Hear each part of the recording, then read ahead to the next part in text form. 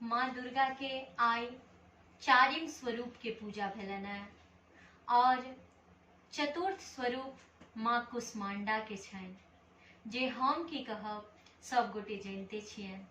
तऽ माँ के आइ चारिम स्वरूप के पूजा भेलन, जाहिमे माँ कुष्मांडा सब संकट से दूर करे वाली छथिन, अपन भक्त के हमेशा निरोग राखे वाली छथिन, रोग मुक्त राखे वाली छथिन।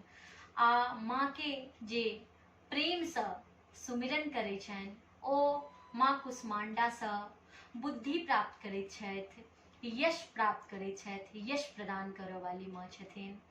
माँ कुष्मांडा के बेर बेर चरण वंदन।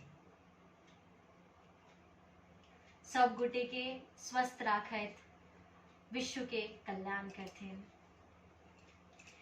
उजरल घर मैया अहाँ बसाबै छी, हमरा किए मैया घर सँ भगाबै छी, हमरा किए माता घर सँ भगाबै छी।